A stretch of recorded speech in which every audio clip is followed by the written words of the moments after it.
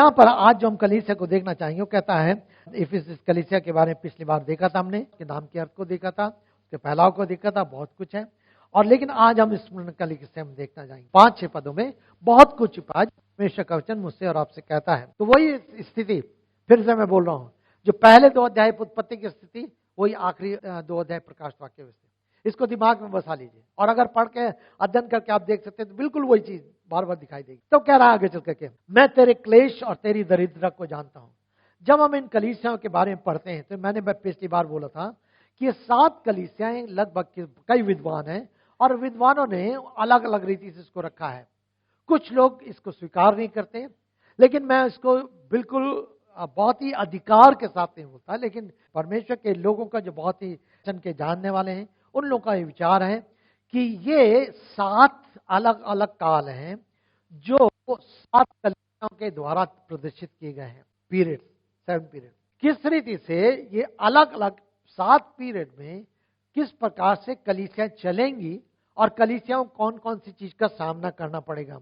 हमने पिछली बार देखा था इफिसुस, तो हम प्रभु यीशु मसीह को देखते हैं, उस स्वर पर उठा लिया गया। 30 ईस्वी से पहला जो पीरियड है वो इफिसुस काल का लगभग 300 ईस्वी तक चल है। सो प्रेरित का है, लेकिन ये ऐसे पीरियड थे जिसमें सतावनी मसीहत में कभी पीछे नहीं हटी है, कभी नहीं। ये मत सोचिए कि मसीहत में कभी सतावनी खत्म होगी, नहीं नहीं नहीं, हमेशा उसके साथ बनी रही। यहां तक कि उसके आने से पहले, प्रभु यीशु मसीह के आने से पहले कितनी बार प्रयास किया गया लोगों द्वारा कि परमेश्वर की व्यवस्था को नाश कर दिया जाए। जब आप यजकेल की पुस्तक पढ़ते, यिर्मयाह पढ़ते हैं, तो आप देखते किस प्रकार से उस पुस्तक को राजा ने जला दिया था, लेकिन परमेश्वर ने फिर उसको दोबारा लिखवाया गया। तो मसीहत के पीछे, यीशु मसीह के अनुयायी के पीछे आरंभ से लोग लगे रहे, उनका विरोध करते रहे।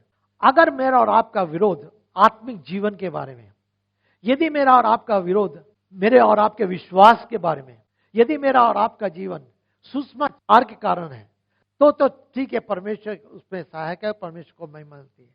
लेकिन अगर वो विरोध मेरे अपनी नासमझी के कारण है, अपने अज्ञानता के कारण है, एक चीज को मैं सामने डालना चाह रहा हूं, जो हमें मसीह में बताना है कि प्रभु यीशु मसीह के नाम से सतावनी आ सकती है। लोगों की नौकरी छूट जाती है, लोग अपने घर से निकाल देते, लोग नौकरी से निकाल देते हैं, बहुत कुछ करते हैं, लेकिन परमेश्वर साथ बना रहता है, परमेश्वर उपाय करता है। अब इसका मतलब ये नहीं कि हम डर के जीवन व्यतीत करें, आगे हम देखेंगे।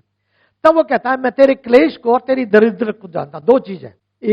अब जब हम स्मृणा की कलीसिया के बारे में बातें हैं, तो आगे बढ़ने से पहले हम ये देखना चाहेंगे, मैंने 6 कालों को बात पूरा बताया नहीं है, लेकिन इसमें जो पीरियड है वो लगभग शुरू होता है 100 ईस्वी से लेकर 313 ईस्वी तक। इसके नाम का अर्थ है गंधरस।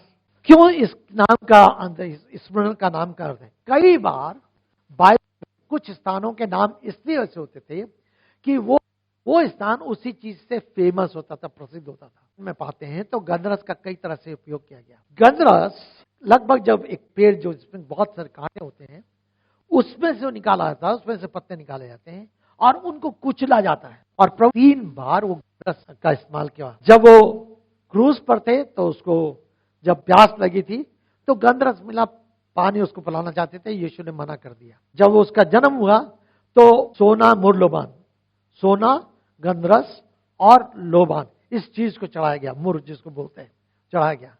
तो ये उसके न केवल सोना शासके का प्रतीक था, लेकिन मुर जो था या गंधरस जो था उसके बलिदान का प्रतीक था।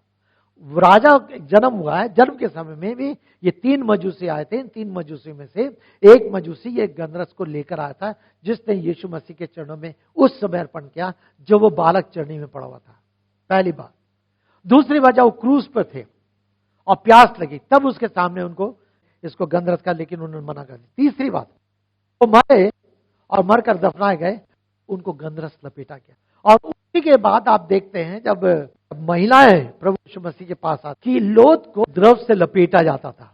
मम्मीज जो देखते हैं कई जगह पर, खासतौर से जो लखनऊ में चिड़ियाघर, वहां पर एक म्यूजियम पर भी आप जा, एक कष्ट से, एक क्लेश के साथ जुड़ा हुआ है। ये स्मरण का नाम गंधरस था क्योंकि वहां पर पार वहां से होता था। इस जगह से गंधरस तैयार करके बहुत सारे आसपास के में भेजा जाता। ये स्मरण शहर छोटा था और इसकी खुशबू, मैंने कहा ना, जितना उसको कुचला जाता था उसको अंदर खुशबू नहीं थी। और यही है, यही प्रभु यीशु मसीह। प्रभु यीशु मसीह अगर कुचला ना होता, उसकी सुगंध मेरे और आपके काम ना आती। मसीहों के भी कई बार कुचला जाता है, और बहुत सारे जीवनों को हम देखते हैं। आज हम देखेंगे एक दो जीवन के सामने, हम इतिहास में देखेंगे जो हुए हैं उस समय में, इस काल में। सो कह रहा है कि मैं तेरे क्लेश को जानता हूं। ठीक है, स्मरण के विश्वासियों, कलीसिया के लोगों, मैं जानता हूं कि तुम कौन सी क्लेश, किस प्रकार से तुम विरोध का सामना कर रहे हो, किस प्रकार से तुम सतावनी का सामना कर रहे हो, किस प्रकार से तुम पीड़ा का सामना कर रहे हो। मैं जानता हूं, परमेश्वर कुछ जानता है।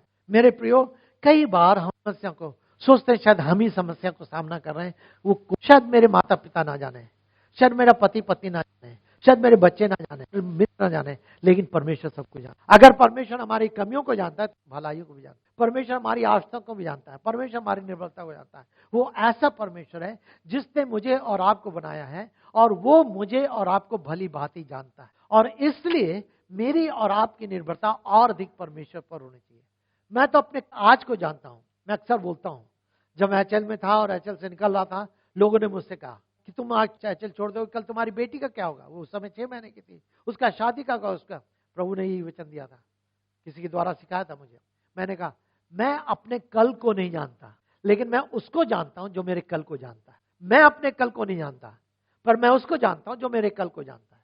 और अगर हमारा जीवन उसके हाथ में, तो वो मेरे कल को कभी बिगड़ने नहीं देगा, कभी बर्बाद नहीं होने देगा, कभी हानि नहीं होने देगा।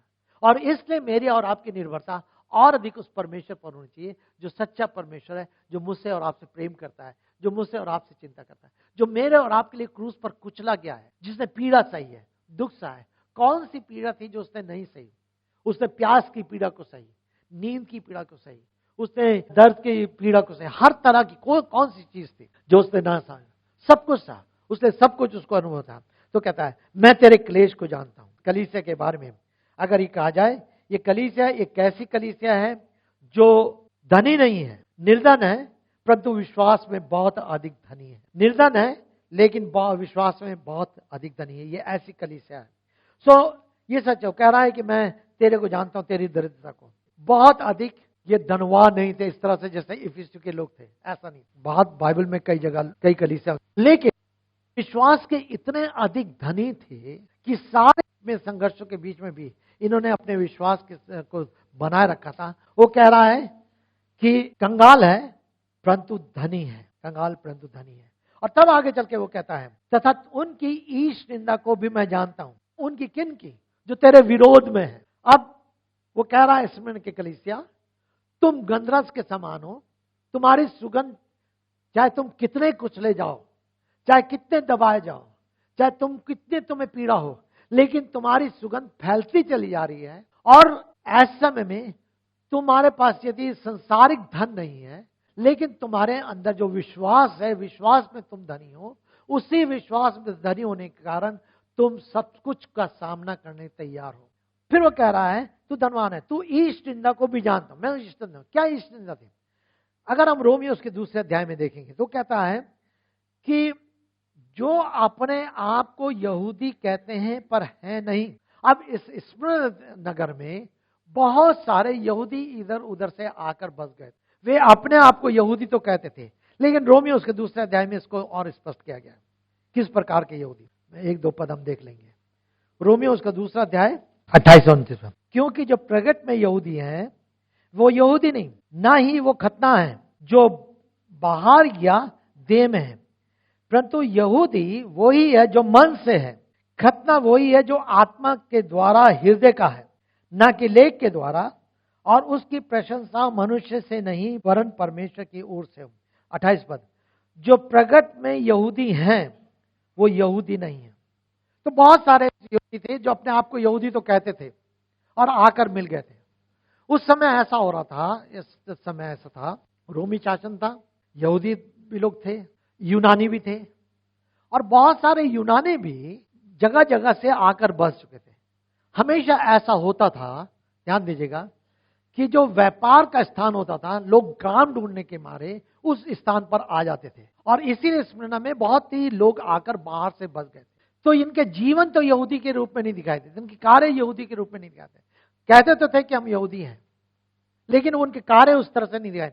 और इसीलिए वो कह रहा है कि क्या है कि जो अपने को यहूदी कहते पर है नहीं, पर वो क्या है? शैतान के सभागृह हैं। कैसे शैतान के सभागृह हैं उसको अभी हम आगे देखेंगे, कैसे शैतान को कह रहा है। इस निंदा का एक बहुत बड़ा पाप जो शुरू से लेकर आज तक मनाता है, खासतौर से आप अगर मुस्लिम कंट्री में जाएं तो इस पाप ने किसी भी तरह से उनकी धार्मिक पुस्तक में, अल्लाह के विरोध में, नबी के विरोध में कोई भी बात कह दी तो अपना करना अपने शब्दों के द्वारा मान करना आद माना जाता था। आज भी यहूदी के देशों में और ऐसे देशों में, इस्लामिक देशों में माना जाता है। और उस समय लोगों को मार दिया जाता था अगर उन्होंने इस निंदा की। प्रभु यीशु मसीह पर भी तो ये दोष लगाया गया था, इसी तरह से लगाया था कि व्यवस्था को नहीं मानता है, व्यवस्था का अपमान करता है। ये पौलुस पर भी लगाया था, इसीलिए उसको अरेस्ट भी किया गया था। ये सब कुछ ये उस समय, चाहे वो अपने काम कुछ करे ना करे, इस बात को देखें। और ये हमारे भारत देश के लॉ में भी है, भारत देश के अंदर। और इसीलिए हम अपने यहाँ लोगों को सिखाते हैं, अगर किसी कलीसिया में कोई भी परेशानी आती है, कोई विरोध करता है, कुछ भी कहेंगे, उनकी कंप्लेन करेंगे, नहीं कंप्लेन पर ध्यान नहीं होगा। लेकिन अगर आप उनके उस कंप्लेन ही लिखवाएंगे, उन्होंने हमारी बाइबल को फाड़ा, फेंका, उसकी निंदा की, तो उन पर जाएगा। सब कर सकते हैं वो, लेकिन हमारी बाइबल को, हमारे धार्मिक, इसको अगर उस भाषा में बोले धार्मिक पुस्तक का, उसका अनादर नहीं कर सकते, उसका अनादर नहीं कर सकते, उसको फेंक नहीं सकते, उसको पांव के नीचे नहीं कर सकते। कई बार वो समझाते हैं कि इस बात को ध्यान में। तो वो हमारे भारत के संविधान के अंदर माना जाता है। हमारे देश के संविधान को पढ़ना भी जरूरी और अच्छा होता है कि इसको जाने दें। लेकिन उस समय से चला आ रहा है। पर ये लोग क्या कर रहे थे? ये लोग मसीहियों को सता रहे थे। क्यों सता रहे थे? उनकी दृष्टि में मसीही लोग अन्य विश्वास में थे कि यीशु को उन्होंने स्वीकार नहीं करा था। यीशु को उन्होंने स्वीकार, सबसे यीशु मसीह के थे, आज भी है, फर्क नहीं आया है।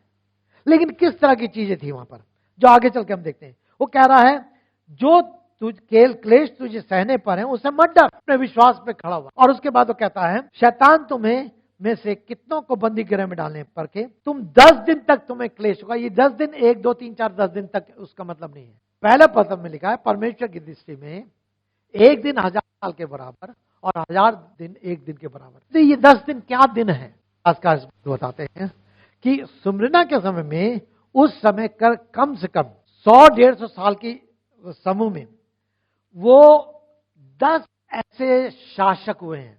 इसको ध्यान दीजिए, शासक हुए हैं जिनके शासकों में अलग अलग साल में, कोई 5 साल रहा, कोई 15 साल रहा, कोई 25 साल रहा, कोई 20 साल रहा, कोई 10 साल रहा। इन 10 अलग अलग शासकों ने, अगर आप इंटरेस्टेड हैं आप मेरे पास बाद में आ जाइएगा, इनके में किस प्रकार से मसीह को सताया गया, किस प्रकार से कलीसिया सताया गया। 1-2 जनों को हम देख। उस समय इसमें कलीसिया का जो पास्टर था या सेवक था, उनका नाम पॉलीक्राफ था, उनका नाम था। और वो वहां पर सेवा कर रहे थे और उनको बहुत अधिक सताया गया। यहां तक कि उनको कई बार उनको जंगली जानवरों के बीच में डाला गया, कई बार उनको जंगल में फेंका गया। लेकिन उन्होंने अपने मसीहत का इनकार नहीं करा। वो 86 साल के आगे थे, बढ़ चुके थे। और यूहन्ना की भी मृत्यु होने वाली थी। यूहन्ना भी मृत्यु के समय बिल्कुल निकट था। इनको उस समय शासकों ने, नीरो शासन से शासन शुरू हुआ था। नीरो बहुत क्रूर शासक था। उसने मसीह को बहुत सताया था, बहुत मारा था, मसीह की गर्दनों को उड़ा देना। तो ये जो 10 दिन थे, 10 दिनों में 10 शासक विभिन्न प्रकार से है और सबने प्रभु को के लोगों को परेशान किया। तो उसी समय ये पॉलीक्राफ था, पॉलीक्राफ को खड़ा कर दिया गया और आग जल रही थी और आग में उसको खड़ा कर दिया गया।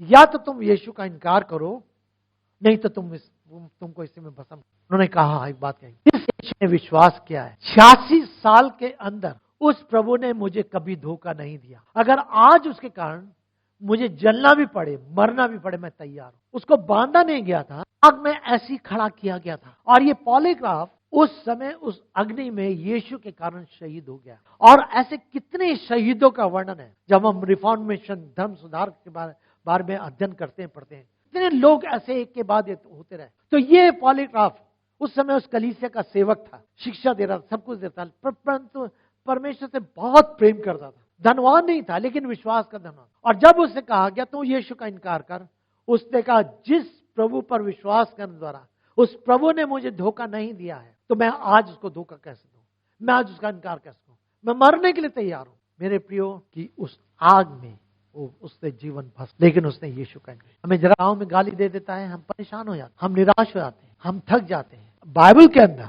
और उस इतिहास के अंदर, इसलिए बहुत जरूरी है।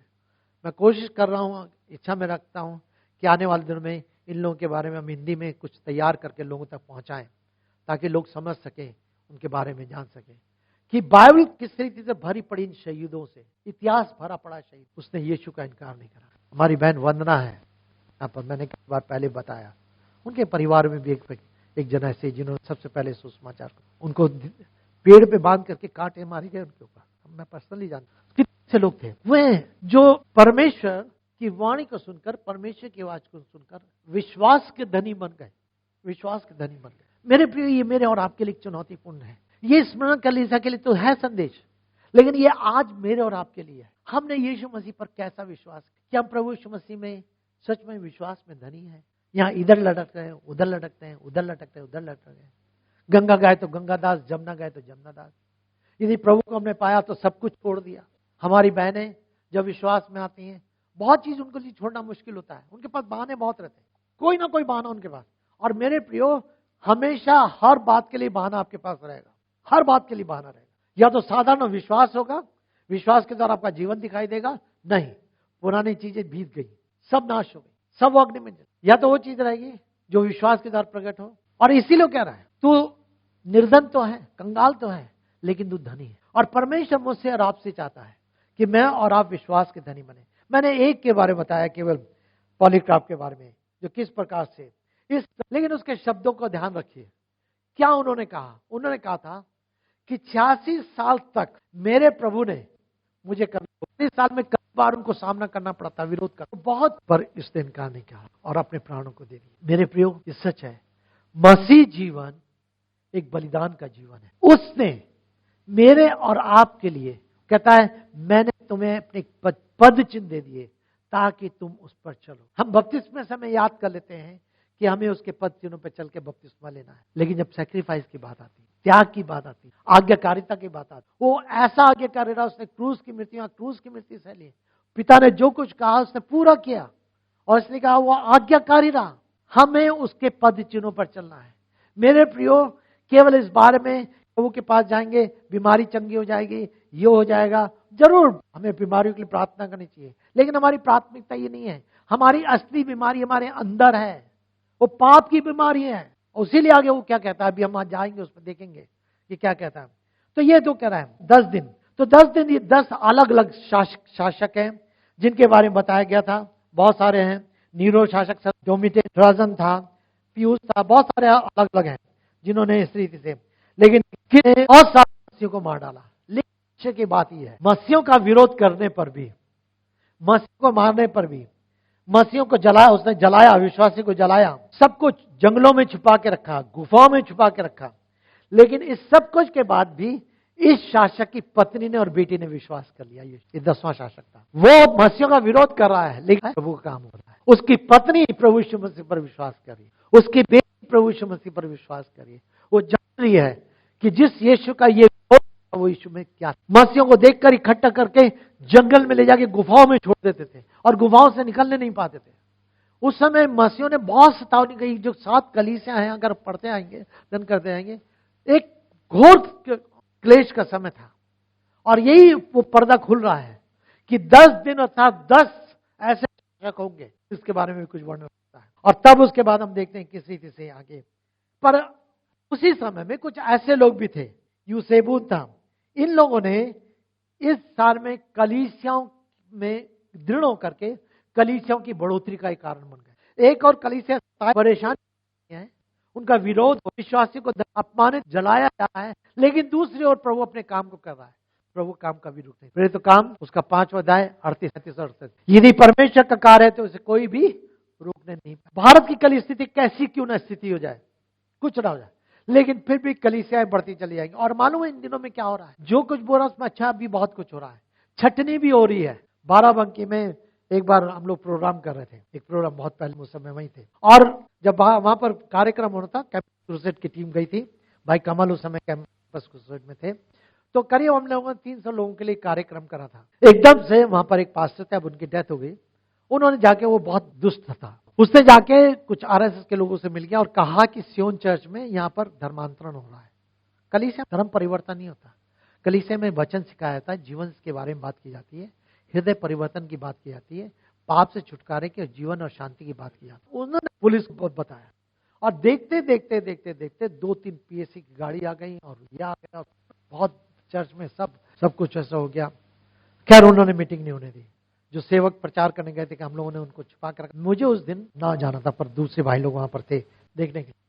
सो बहुत ही देर, तो उस समय बहुत सारे लोग, गांव के लोग जो आए थे, डर के मारे भाग। लेकिन वहीं कुछ औरतें जिन्होंने बहुत ही खड़ा होकर दृढ़ता के साथ साक्षी भी दी। एक बहन थी, उसको क्या लिया, बिल्कुल साधारण, पढ़ना लिखना नहीं आता, कुछ नहीं आता, लेकिन उसने इतनी मजबूती के साथ उन लोगों से बातचीत करी, साक्षी दी उसने अपने आप को, और बहुत ही दृढ़ता के साथ उसको रास्ते में रोक लिया गया। मेरे प्रियो, हर तरह के लोग हैं यहां पर भी। अगर हो जाए, मुझे नहीं मालूम आप कितने लोग खड़े हो पाएंगे या कितने लोग डर के मारे भाग जाएंगे। इसीलिए कहते हो मत डर, इसीलिए कह रहा है ठीक है, क्लेश आएंगे, परेशानी आएंगी, और होता आने वाले दिनों में परमेश्वर की दया, परमेश्वर जानता सारी बातों का। हमारे भारत देश में, हमारे देश में क्या होने पर आक्रमण हुआ है, ऐसी बात नहीं, पर परमेश्वर अपने काम को करता है। सो इस चीज को देखना है। तो कह रहा है कि शैतान कितनों को बंदी गृह में डालने पर, ये सब कुछ है। मैं तुझे, वो कह रहा है, प्राण देने तक विश्वासी रहे, तब मैं तुझे जीवन का मुकुट प्रदान करूंगा। क्या करूंगा? जीवन का मुकुट प्रदान करूंगा। अब ये मतलब नहीं मैं सड़क पे खड़ा जाऊं, तुम मुझे मारना हो मार दो, मैं तो प्रभु को जानता हूं, मुझे मार दोगे मुझे जीवन का मुकुट। मूर्खता की बात नहीं है। प्राण देने तक विश्वासी रहे, मुझे और आपको। अब दो चीजें हैं, परमेश्वर एक तो मुझसे चाहता है कि हम डरे ना, दूसरी परमेश्वर चाहता है हम विश्वास योग्य रहे। विश्वास योग्य परमेश्वर के प्रति, विश्वास योग्य उसके सुसमाचार के प्रति, विश्वास योग्य उसके साक्षी के प्रति, विश्वास योग्य अपने पवित्र जीवन के प्रति। परमेश्वर मेरे और आपके जीवन में विश्वास योग्यता चाहता है। यदि मैंने और आपने प्रभु यीशु मसीह पर विश्वास किया है, तो प्रभु मेरे और आपके, वो मुझसे और आपको साधन मसीह बना के जीवन व्यतीत करना नहीं चाहता कि हम क्रिश्चियन है। परमेश्वर हमारे जीवन में कुछ चाहता है। और ये वो कह रहा मत डर। बाइबल में लगभग 65 बार मत डर शब्द आया है, 365 बार, और प्रत्येक दिन के लिए एक मत डर है। जब मैं उठता हूं, परमेश्वर का वचन मुझे याद दिलाता है, तुझे सेवा करनी है, तुझे प्रचार करना है, तुझे लोगों से मिलना है, तुझे तुम मत डर। पाप से डरना है, शरण से हमें डरना है, लेकिन धार्मिकता के लिए हमें नहीं डरना है, पवित्रता के लिए हमें डरना है। हमें गलत बातों के लिए डरना है, लेकिन धार्मिकता के लिए डरना है। कह रहा है वो, कहता है तब आगे चल करके मैं तुझे जीवन का मुकुट प्रदान करूंगा। जीवन का मुकुट, ये जो कभी नाश ना होने पाएगा। बाइबल में करीब 5-6 मुकुट के बारे में अलग अलग वर्णन करता है। पहला कृत्य उसका 9 अध्याय 25 पद में, नष्ट ना होने वाला मुकुट, वो मुकुट है जो कभी नष्ट ना होगा। पहला कृत्य का 9 अध्याय 25 पद। दूसरा तीमुथियुस 4 अध्याय 8 पद, धार्मिकता का मुकुट, ये मुकुट है जो परमेश्वर जी और आपको मिलेगा। तीसरा है याकूब 1:12, जीवन का मुकुट, जो प्रकाश वाक्य में पढ़ते हैं। पहला पत्रस उसका 5 अध्याय 4 पद, महिमा का मुकुट, वो मुकुट जो परमेश्वर की महिमा से भरा है। मेरे प्रिय, आपको मालूम है यूहन्ना 17 अध्याय 5 पद में प्रभु यीशु मसीह यह प्रार्थना करते हैं, हे पिता, तुम मुझे अपनी वही महिमा मुझे दे जो जगत की उत्पत्ति में मेरे तेरे साथ थी। जो जगत की उत्पत्ति के समय में मेरी पुत्र कह रहा, पुत्र कह रहा, यीशु कह रहा, मेरी पिता तेरे साथ थी, वो महिमा उस समय उसके साथ था। और एक समय आएगा कि उसी महिमा में को मेरे साथ मुझे और आपको प्रवेश कराएगा। तो वो कहता है जो जय पाए उसे दूसरी मृत्यु से कोई हानि नहीं हो। दूसरी मृत्यु, कौन सी दूसरी मृत्यु? प्रकाश वाक्य उसका 20 अध्याय 14 पद। यहां पे देखिए दूसरी मृत्यु 13-14 पद। समुद्र ने उन मृतकों में से जो उसमें थे दे दिया, और मृत्यु और अधोलोक ने अपने मृतकों को दे दिया। उनमें से प्रत्येक न्याय उसके कामों के अनुसार किया गया। उनमें से प्रत्येक का न्याय उनके कामों के अनुसार किया गया। मृत्यु और अधोलोक आग की झील में डाले गए। मृत्यु और अधोलोक आग की झील में डाल दिया, परमेश्वर डालेगा। लेकिन क्या होगा? ये आग की झील तो दूसरी मृत्यु है। ये आग की झील तो दूसरी मृत्यु। मेरे प्रियो, वो आग कभी बुझ ना पाएगी। जो उसको स्वीकार करेगा, मैं अक्सर बोलता हूं, जो एक बार जन्म लेगा वो दो बार जन्म लेगा वो एक बार मृत्यु का सामना करेगा। ये बाइबल बताता है। जो एक बार जन्म लेगा वो 2 मृत्यु का सामना करना पड़ेगा। अगर एक बार जन्म लिया आपने, केवल शरीर में जन्मे हैं, तो शारीरिक मृत्यु तो है, उससे कोई अलग नहीं करता। लेकिन दूसरी मृत्यु आत्मिक मृत्यु है, आग की झील में डाल। यदि आपने 2 बार जन्म लिया, एक शारीरिक जन्म है, दूसरा आत्मिक जन्म है, कि आपने प्रभु यीशु पर विश्वास करके उसको अपने जीवन का प्रभु दर्द करता, तो दूसरी मृत्यु आपके ऊपर कोई राज नहीं होगा। यहां पर वो कह रहा है स्मुरना की कलीसिया को, वो उनको कह रहा है कि तू कष्ट सारा, सब कुछ सारा, सारी चीजें, लेकिन इस बात को ध्यान रख, अगर तू अंत तक विश्वास योग बना रहेगा, इसमें विजय पाएगा, तो तेरा भाग्य होगा। मेरे प्रियो, कितना सुंदर हो जब मेरे और आपको भाग्य उस दूसरी मृत्यु से अलग रहने का हो। दूसरी मृत्यु से अलग रहना मतलब ये है, आग मतलब ये, जहां परमेश्वर से रहित हम जीवन को व्यतीत करेंगे, जहां परमेश्वर नहीं, वहां अंधकार है, बहुत भयंकर स्थिति होगी। पानी मांगेंगे, पानी नहीं मिलेगा। लेकिन जब परमेश्वर के साथ रहेंगे तो वहां तो ना प्यास होगी, ना रात होगी, ना अंधकार होगा, ना कुछ होगा, कुछ और है। इसलिए प्रकाश वाले इस 20-21 अध्याय को जरूर पढ़िए, सोचिए, विचारिए, प्रार्थना कीजिए जरूर। अगर नहीं पढ़ा, फिर मैं कहूंगा इस हफ्ते में प्रकाश वाक्य 19, 20, 21 अध्याय, आखिर 3 और 4 अध्याय पढ़िए। एक और दे 21 अध्याय का 8वां पद, परंतु डरपोकों, अविश्वासियों, घृणितों, हत्यारों, व्यभिचारियों, जादूकरों, मूर्ति पूजकों और सब झूठों का भाग उस झील में होगा जो आग और गंधक से जलती रहती है। ये दूसरी मृत्यु है, जो आग और गंधक से जलती रहती है, जो दूसरी मृत्यु। विश्वास योग्यता के साथ जीवन व्यतीत, तो हमारा भाग उसमें नहीं होगा। सो यहां पर इफिसी कलीसिया में हम देखते हैं जो जय पाए, कह रहा जिसके सुनने के कान हो सुन ले। कलीसियाओं से क्या कहता है? जिसके सुनने के कान हो सुन ले। आज मैं और आप यहां पर बैठे हुए हैं, हमने इसीलिए प्रार्थना करी, प्रभु हमें समझने की बुद्धि दीजिए, शक्ति दीजिए, इच्छा दीजिए, और हम सच में परमेश्वर के वचन का के प्रति प्रत्युत्तर दे सके। जो जय पाए उसे दूसरी में। परमेश्वर ने मुझे पराजित जीवन के लिए नहीं, एक विजयी जीवन के लिए बुलाया है। हर कलीसिया के बाद आप आखिर में ये शब्द पाएंगे, जिसके सुनने के कानों सुन ले, जो जय पाए। अब सोच लीजिए, विचार कर लीजिए, तो मुझे और आपको क्या प्रार्थना करना है? प्रभु मुझे वो जीवन दीजिए जो एक विजय का जीवन हो, जिससे मैं विजय प्राप्त करके इस संसार में जी सकूं। मुझे नहीं मालूम 10 साल, 20 साल, 50 साल, 60 साल, कितने साल जाना, लेकिन एक अनंत है, अनंत है, असंख्य साल, हम नहीं जानते कब तक आया हो। तो हमारा चुनाव ये, इस चुनाव में हम क्या चाहते हैं? आज का चुनाव हमारे कल को निर्धारित करेगा। आज आप क्या चुनना चाहते हैं? प्रभु आपकी सहायता करे, मेरी सहायता करे, हम परमेश्वर के विश्वास में और अधिक मजबूत हो सके।